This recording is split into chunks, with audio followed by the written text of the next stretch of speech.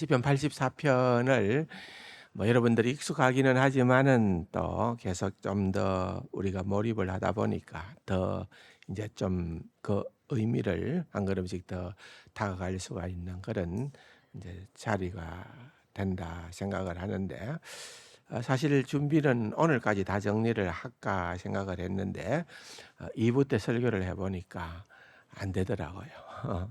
그래서 좀 마음을 미리 좀 풀었습니다. 그래서 한 년 해서 이 세 연을 세 주에 걸쳐서 하는 것이 편안하겠다 그래 생각을 하고, 그 첫 번째 연은 이제 사실은 오늘 조금 더 다루겠습니다만은 지난주부터 시작을 했던 거죠.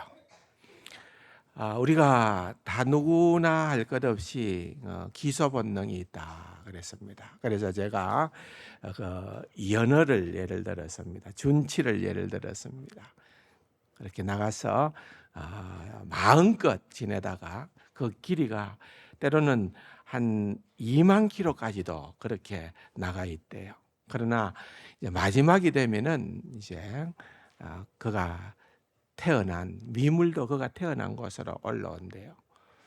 제가 지난 주일날 그 뭐라 그럴까요? 그 연어는 그 제한이 있어서 한 사람이 하루에 한 마리만 잡는다. 그 제가 30년 전 버전입니다. 그러니까 옛날에 제가 미국 있을 때에 거기서부터 비롯되어졌던 얘기, 20년 전은 되겠죠. 최소한 20년 훨씬 더 됐지만은. 근데 또 이 미국에 저보다도 더 많이 익숙해져 있는 우리 집사님이 계세요. 저한테 얘기를 해주더라고요. 목사님 바뀌었습니다.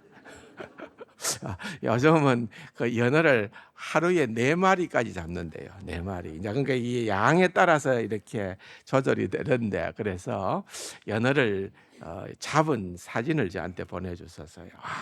그 정말 대단한 거거든요. 큰 연어를 잡은 그런 사진을 보여주는데 하루에 4마리까지도. 제가 있을 때는 한 마리 있는데 4마리까지나 늘어났다 그런 것도 봐요. 교정합니다. 4마리. 예, 그렇게 하여튼 기소 본능이 있습니다. 그래서 사람들은 우리는 그곳이 어딘가를 아는 사람들이고, 세상 사람들은 그곳이 어딘가를 다 알지는 모르지만 하나님께서 그 마음은 심어 주었잖아요. 고향에 대한 노래가 막 심금을 울릴 때가 많습니다. 고향의 봄도 그렇고, 또 여러분 잘 아시는 나훈아가 불렀던 홍시라는 노래 보면은 해마다 홍시가 열리면은 누가 생각이 난다고요? 우리 엄마가 생각이 난다. 그것도 고향 옛날 생각에 대한 얘기도 있을 뿐더러 정지용 시인이 적었던 글 가지고 이동원 씨 또 박인수 씨가 불렀던 그 향수라는 노래 아시죠? 넓은 벌 동쪽 끝으로 옛 이야기 지줄대는 실개천 휘돌아 나가고, 얼룩배기 황소가 햇살비 금빛 게으른 울음을 우는 곳, 그곳이 차마 꿈엔들 이칠래야. 이런 식으로 쫙 가사가 음미되어지는 멋진 그런 향수라는 노래도 결국은 고향에 대한 얘기를 하고 있는 겁니다. 그런데 알고 보니까 하나님께서 이 마음을 우리에게 심어 주었다는 거예요. 결국은 우리가 이 땅에 왔다가 태어나서 죽음으로 끝나는 것이 아니라 우리는 본향을 가도록 우리의 목적지를 알아서 그것이 아버지 집이라는 것을 알고 순례의 여정을 걸어가는 것, 그게 바로 성도의 삶이다. 그래서 누군가는 모든 삶은 집을 향한 갈망이요 여정이다 그랬습니다. 집을 향한 갈망이요 여정이다. 그 집이 과연 어떤 집이냐라고 하는 것에 대하여서 이제 시편의 1권에서도 고라의 자손이 그렇게 고백을 하고, 또 2권에서 고라의 자손의 첫 시라고 할 수 있는 바로 이 84편에서도 바로 그 집을 노래하는 거예요. 그 집을.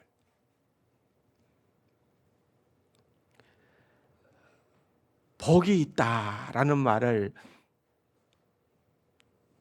계속해서 시인은 하고 있습니다. 4절에도 보면은 주의 집에 사는 자들이 복이 있다. 5절에도 보면은 그 마음에 시온의 대로가 있는 자는 복이 있다. 또 12절에도 보면은 주께 의지하는 자는 복이 있다. 그랬습니다. 지난 주일날 그 복은 그냥 보통 복이 아니다. 그냥 있어도 좋고 또 없어도 그만인 그런 복이 아니라 이 복은 지복이라 그래요. 지복. 이것보다 더 좋은 복은 없는 제일 좋은 복, 복 중의 복, 최상의 복, 최고의 복이 바로 이 복이다는 거예요. 그래서 이 복을 아는 자와 알지 못하는 자는 차이가 있다. 우리 신자는 바로 이 복을 누리고 살아가는 자들이다. 그것을 먼저 말씀을 드렸습니다. 그래서 이것을 구분을 했습니다. 세 연어로 4절, 4절, 4절씩 구분을 했어요. 그 구분점이 셀라라는 그런 단어, 이것이 정확하게 무엇을 의미하는지, 어떤 뜻을 가지고 있는지는 아직까지도 모른다. 어떤 성도님은 목사님 그거 너무 쉽습니다. 아멘입니다. 그래. 아멘이라는 뜻이. 아멘을 넣고 보니까 뜻은 통하는 거예요. 그죠? 하나님 말씀이 아멘이 아닌 게 뭐 있습니까? 그렇게 말씀해 주시는 분도 계시기는 한데, 제가 그래서 또 다시 가서 찾아봤더니만은 이 셀라는 아멘하고는 다른 용도로 사용되어졌던 단어예요. 어쨌든 지난주일 말씀을 드렸던 것처럼 그 음악적인 표현으로 사용되어졌던, 아마도 잠시 멈추면서 깊이 있게 묵상을 하게끔 하는, 주로 이제 아멘이라고 하는 것은 문장의 마지막에 등용이 되지만은 이 셀라라고 하는 이 단어는 중간중간이, 시의 중간중간이 등장을 하는 그런 조금 다른 용도로 사용되어졌던 그런 언어다고 그렇게 구분을 하고 있습니다. 그러나 어쨌든 여러분, 우리가 여기를 보면서 느끼는 것은 내 마음 속에 과연 이런 갈망이 있는가? 천국에 대한 갈망, 그 천국에 대한 그런 아주 애타는 심정이 있는가? 이 땅에서 내가 사는 동안 이 땅에서 뭔가를 우리는 다 성부를 걸고 살아가는 것을 목표로 하는가? 그렇지 않으면은 여러분, 이 세상은 우리가 그냥 지나가는 그러한 삶의 한 여정에 불과하다. 결국은 우리의 최종 목적지는 아버지 집이다. 아버지 집이다. 아버지의 아들은 여러분 당연히 아버지의 집을 찾게끔 되어 있는 거예요. 아버지의 집을 찾지 않는 아들은 문제가 있는 아들이에요. 그러니까 여러분, 우리가 신앙생활을 하면서 이렇게 오늘 시편의 기자가 고백했던 것처럼 이런 아버지 집, 주의 집, 만군의 여호와여 주의 장막이 어찌 그리 사랑스러운지요. 2절에도 보니까 내 영혼이 여호와의 궁전을 사모하여 쇠약하며 내 마음과 육체가 살아계시는 하나님께 부르짖나이다. 주의 장막, 주의 성소, 여호와의 궁전, 여러분 그것이 나타내고자 하는 것이 뭡니까? 그건 하나님의 임재라는 거예요. 결국은 우리가 하나님의 임재 속에, 그 하나님의 임재함 가운데 우리가 살아가는 그 인생은, 그 임재 속에서 우리가 경험하는 수많은 어려움과 아픔과 또한 까닭 없는 그러한 고난들이 있다 손 치더라도, 여러분, 우리가 하나님의 임재 속에서 그것을 경험하게 된다면은, 한마디로 얘기하면은 우리는 복 있는 사람이다. 나는 왜 이렇게 지지리도 복 없는 사람인가? 나는 왜 이렇게 세상에서 그냥 불행을 감수하기로, 불행의 대명사로 나는 살아가야만 하는가? 그게 아니라는 거예요. 여러분, 우리의 삶은 결국은 내가 하나님과 함께, 임마누엘, 하나님이 우리와 함께 하시는 그 삶을 살아가는 것이 오늘 시편의 기자의 고백처럼 내게는 치복입니다. 그것보다 더 나은 복은, 그것보다 더한 복은 이 세상에는 없습니다 라고 그렇게 고백할 수 있는 자가 진짜라는 거예요. 참 그리스도인이다, 그 말이에요.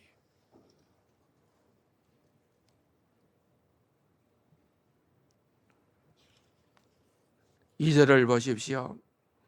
2절을 보니까 내 영혼이 여호와의 궁전을 사모하여 세약하며 그랬습니다.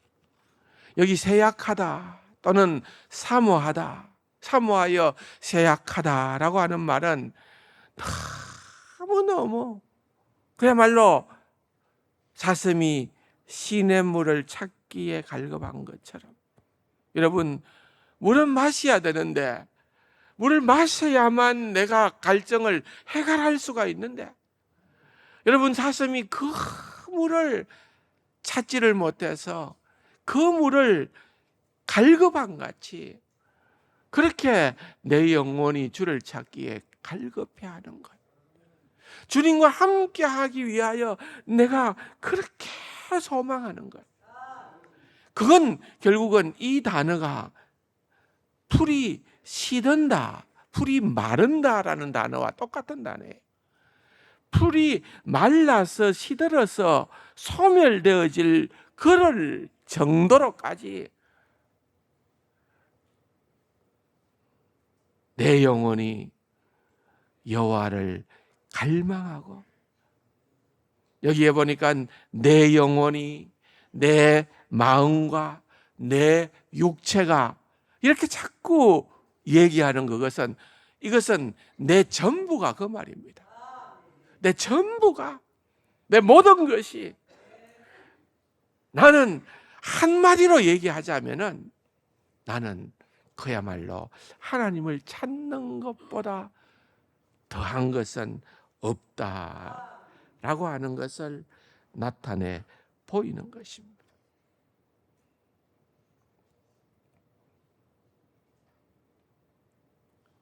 주의 집을 찾는다. 3절에 보니까 나의 왕 나의 하나님 만군의 여호와여, 주의 제단에서 참새도 제집을 얻고 제비도 새끼들 보금자리를 얻었나이다. 지금 아직 주의 집에 가지는 않았어요. 이 시인은 지금 주의 집을 향하여 가고 있는, 그런데 생각해 보니까 제비는 달라요, 참새는 달라요. 그들은 날개가 있어서 마음껏 그들이 원하기만 하면은 주의 제단으로, 주의 성전으로 훨훨 날아가서 거기에서 자리를 잡을 수가 있는데, 나는 아직도 그렇게 하지 못하고 있다, 그 말인 것입니다. 아직도 나는 고달픈 인생의 순례의 여정에 있다, 그 말입니다. 그럼에도 불구하고 나는 4절에 있는 것처럼 주의 집에 사는 자들은 복이 있나니 그들이 항상 주를 찬송하리라. 주목하세요. 첫 번째 복의 선포입니다. 누가 행복한 자인가? 군두더기 없이 얘기하고 있는 그 말씀은 주의 집에 사는 사람이다. 나는 아직 집에 살고 있지는 않아요. 멀리서 바라봅니다.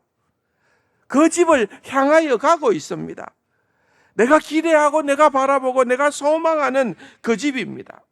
나는 정말 그렇게 살았으면 좋겠다는 그러한 고백을 하고 있는 것입니다. 그가 앞으로 성전에 가게 되면은 자기가 누릴 행복을 표현하고 그것이 모든 성도의 당연한 갈망이라는 것입니다.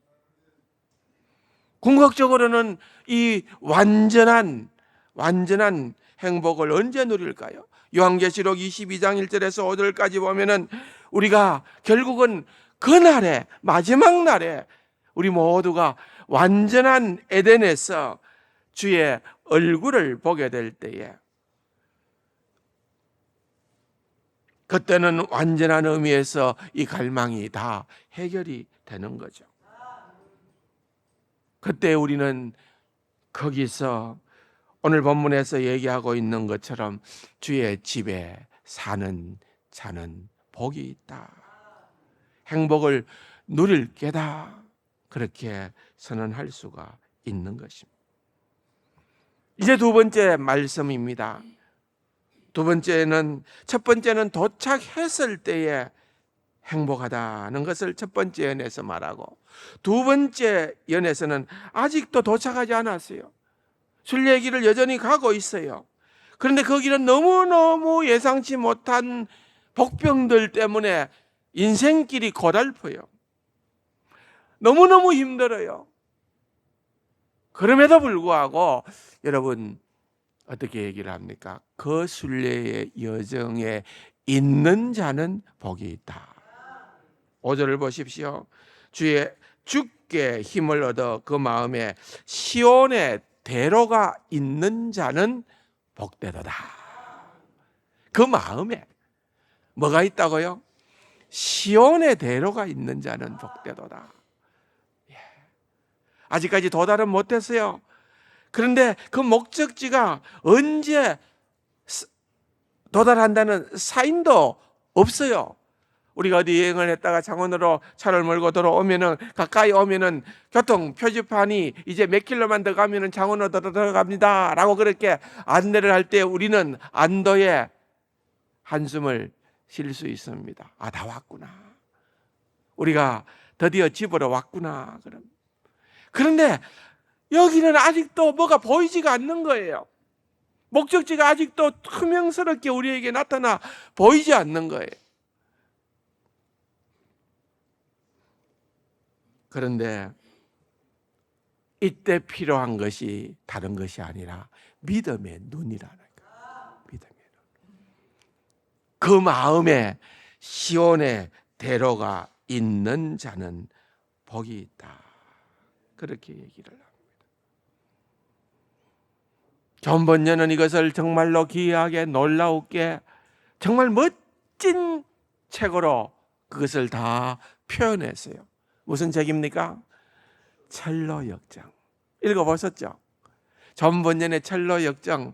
여러분 이번 여름에 한번 읽어볼 만한, 휴가 기간에 다시 한번 더 손에 들어볼 만한 그러한 최고의 책 가운데 하나는 철로 역정입니다.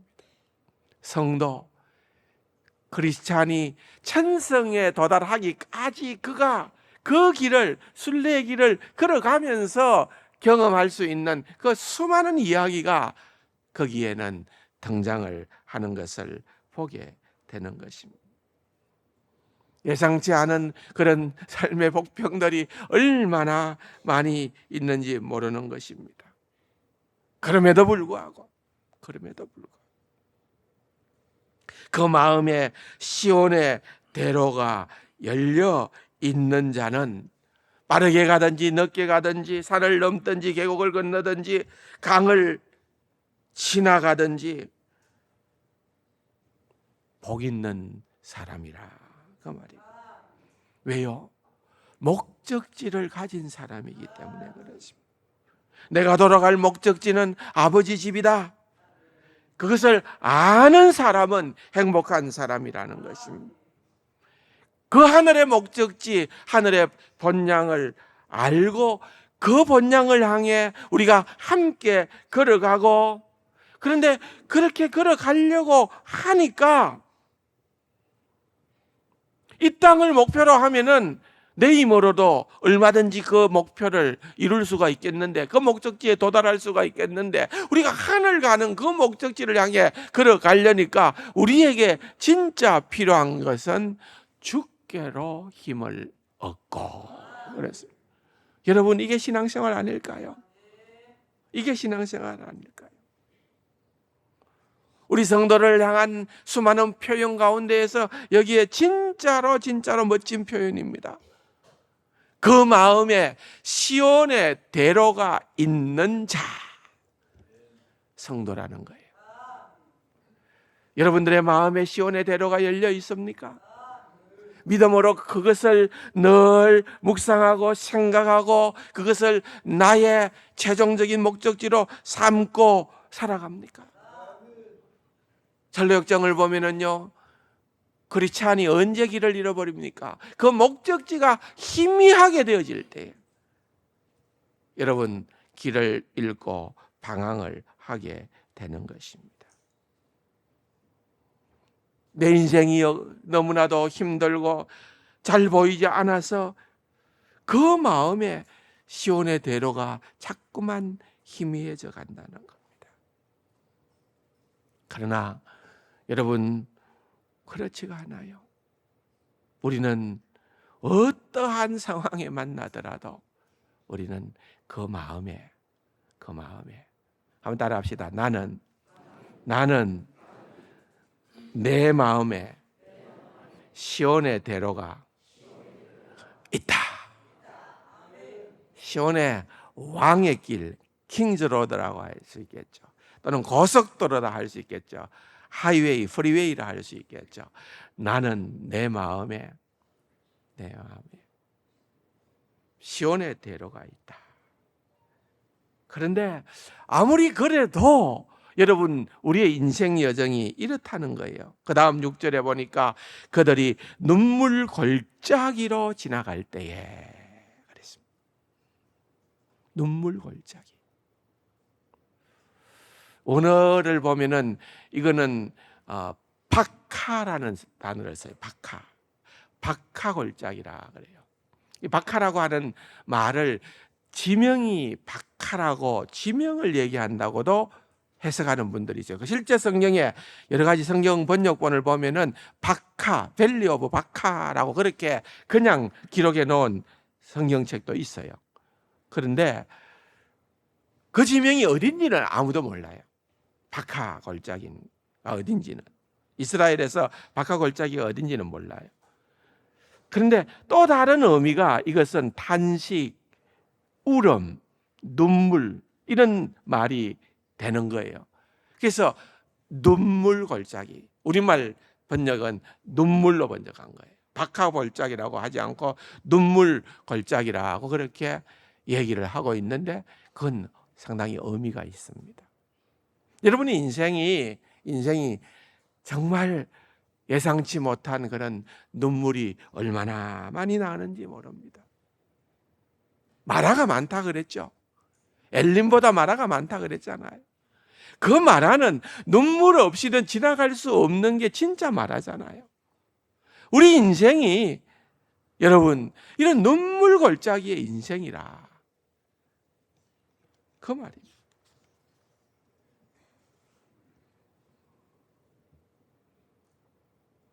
그런데 이것이 우리의 순례의 길을 그렇게 잘 표해주는 말이기는 하지만은 여러분, 이 눈물 골짜기, 이 눈물의 골짜기를 각자 다른 우리는 골짜기를 통과하게끔 되어 있어요.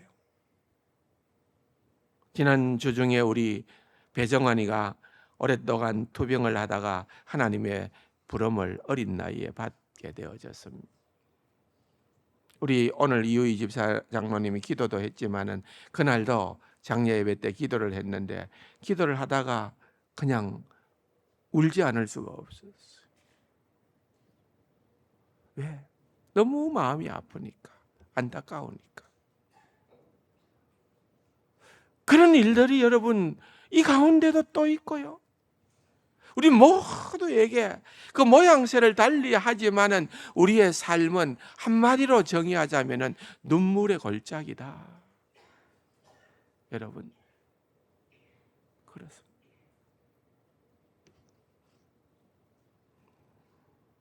그런데 오늘 본문이 너무나도 감사하고 너무나도 놀라운 사실은 그 눈물 걸작이가 그냥 눈물 걸작이로만 있는 것이 아니라 그 눈물 걸작이가 뭐라고 바뀐다고요?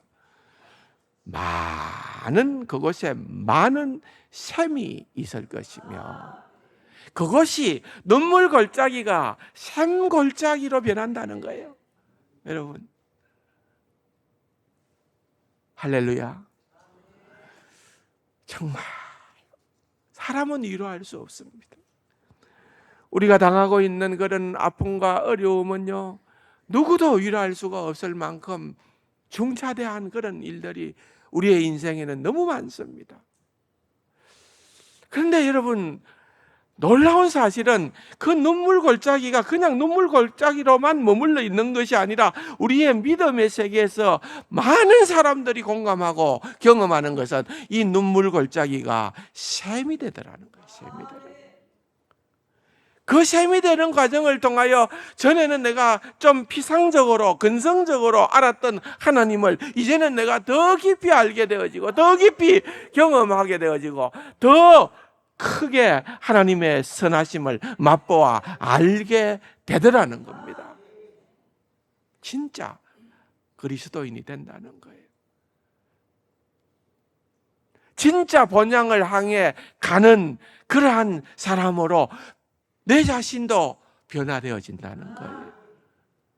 그거는요, 내가 가지고 있는 눈물의 이 과제가 그냥 사소하다, 아무렇지도 않다, 가볍다, 그 말이 아닙니다. 그건 너무너무 통탄할 만큼 아파요. 여전히 그 문제는 내 평생의 숙제로 남아있을 수 있어요. 그러나 그 가운데 하나님께서 우리와 함께 하심으로 역사하여 변화시켜 주세요. 언젠가 한번 다루겠습니다마는 다니엘의 세 친구들이 불뭇불에 던져짐을 당할 때에 그들이 고백하는 고백은 하나님께서 우리를 능히 그 불뭇불은요 천도시의 불입니다. 천도시의 불. 그런 불뭇불에서도 우리를 구원하실 수 있는 능력의 하나님이시다 고백하죠. 사실 그 고백처럼 그들은 건짐을 받았습니다. 그러나 그들이 어떻게 고백을 합니까? 그리 아니하실지라도 우리가 거기서 구함을 받든지 구함을 받지 못하든지 간에 그리 아니하실지라도 여전히 하나님은 절대적으로 선하십니다. 하나님이 선하시다. 네 번째 사람이 있었어요. 네 번째. 분명히 불 속에는 세 사람을 밀어 넣었는데 던진 사람이 불에 열기가 너무나도 뜨고 해서 죽어버렸는데 불에 던졌는데 거기에 세 사람을 던졌는데 네 사람이 걸어가는 거예요. 느부갓네살 왕의 눈이 뒤집어졌습니다. 그 네 번째 사람이 누굴까요? 성육하시기 전에 예수 그리스도로 그렇게 성경 주석가들은 해석을 하는 거예요. 예수 그리스도께서 우리를 그들을 불 속에서 건져내시는 것이 구원이라기보다는 예수 그리스도께서 불 속에 그들과 함께 하시는 게 구원이라는 거예요. 진짜 구원이라는 거예요. 여러분, 이게 비밀이라는 겁니다. 우리가 눈물 골짜기를 걸어갑니다. 그런데 여전히 눈물은 끊임없이 쏟아집니다. 그러나 그 눈물을 하나님께서는 샘으로 바꾸어 주시는, 많은 샘의 곳이 되게끔 하시는 그런 놀라운 역사가 일어난다는 거예요. 이런 비가 복을 내린다. 여러분, 오늘도 우리는 비가 오는 가운데 교회에 왔잖아요.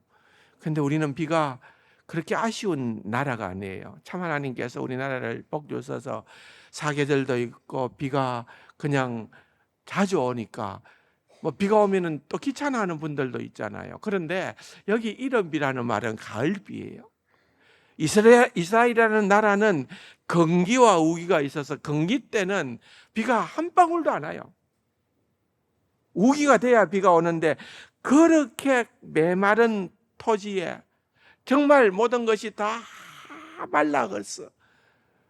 그렇게 사막과 강야와 같이 되어져 있는 그곳에 이런 비가 내리면은요, 초목이 소성하게 됩니다. 그 이런 비예요. 가을비예요. 가을비. 그 이런 비가 은혜의 비로 다가오게끔 되어져 있는 거예요. 여러분, 이것은 샘과 또한 이것은 이런 비가 구원의 역사심에 대한 표현인 거예요.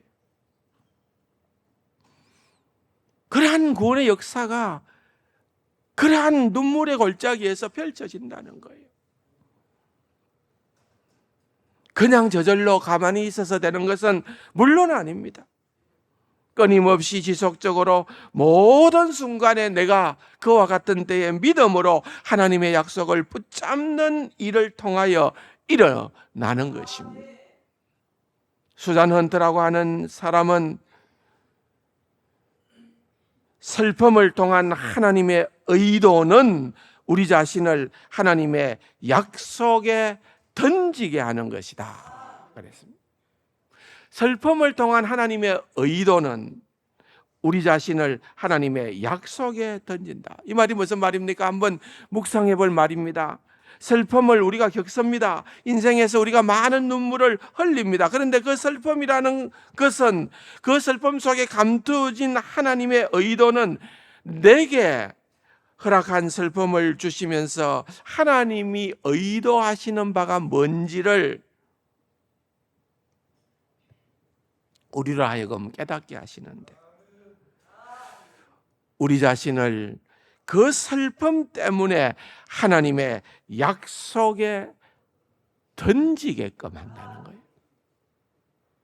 얼마나 멋진 표현입니까? 얼마나 멋진 표현입니까? 앨런 로스라고 하는 분은 또 이렇게 얘기를 합니다. 시인의 마음속에 있는 그 길은 외롭고 슬픔에 찬 계곡을 통과하여 메마르고 먼지 날릴지 모르지만 그럼에도 불구하고 그들은 그 길을 사랑한다. 순례자의 무리는 희망에 차 길에서 경험한 시련과 어려움을 잊어버린다. 희망은 바람 부는 거친 곳을 살아가는 샘으로 바꾸어준다. 여러분, 믿음과 결부에서 우리가 놓치지 말아야 되는 것은 소망이요 희망이라는 거예요. 그래서 믿음은 바라는 것들의 실상이다 그랬습니다. 우리는 항상 소망을 믿음 안에서 가지는 것입니다. 그 믿음이 소망으로 우리에게 작동을 하게 될 때에 여러분, 우리는 눈물 골짜기가 샘으로 바뀌는 그 은혜를 누리게 된다 그 말입니다. 그 목적지를 바라보면서 지금 거친 광야 같은 세상을 지나간다 하더라도 그 목적지에 다다를 그 기쁨이 이것을 압도할 것이다. 압도할 것이다.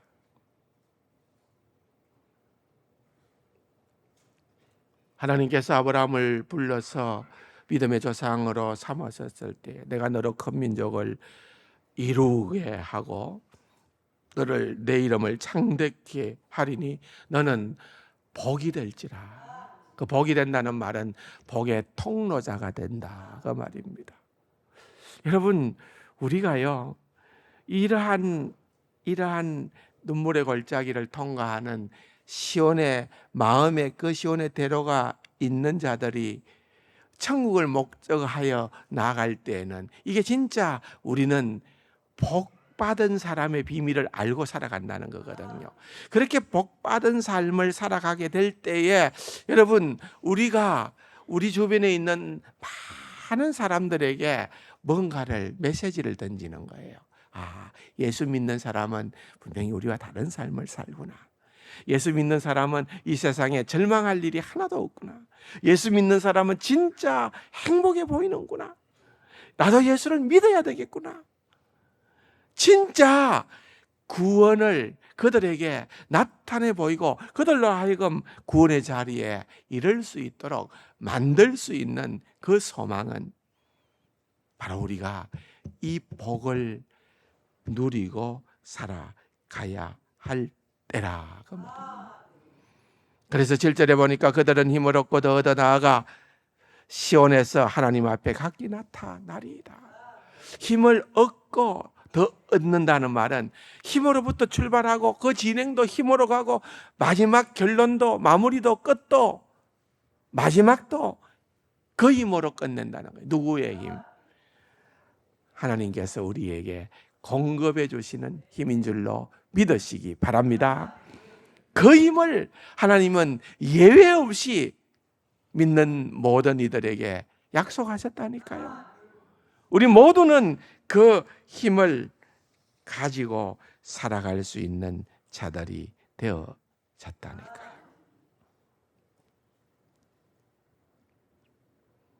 다 같이 우리 8절 한번 읽어봅시다. 만군의 하나님 여호와여 내 기도를 들으소서. 야곱의 하나님이여 귀를 기울이소서.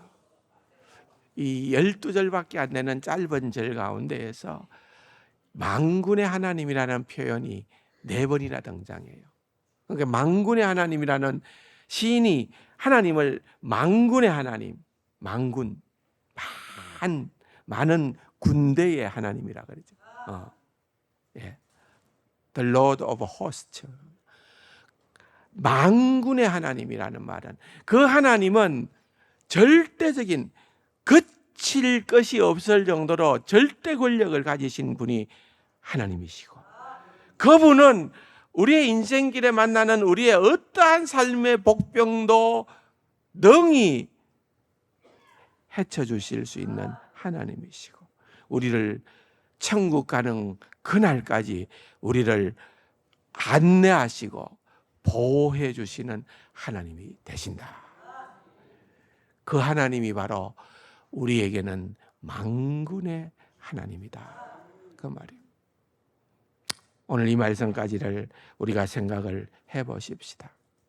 첫 번째 연, 두 번째 연에 주의 집에 거하는 자가 복이 있나이다. 두 번째 연에서는 그 마음에 시온의 대로가 있는 자는 복이 있나이다. 오늘 우리가 이 복을 우리가 누릴 뿐 아니라 이 복을 증거하는 귀하고 복된 우리 세강 가족들 다 될 수 있기를 주님의 이름으로 축원합니다. 좋으신 아버지 하나님 감사합니다. 오늘도 주신 말씀이 우리에게 절대적 소망의 말씀이 되게 하여 주옵소서. 이 말씀이 오늘 이 눈물 골짜기를 통과하며 살아가는 우리에게 그야말로 너무나도 값진 소망의 복음이 되게 하여 주옵소서. 존귀하신 예수님의 이름으로 감사기도 드립니다. 아멘.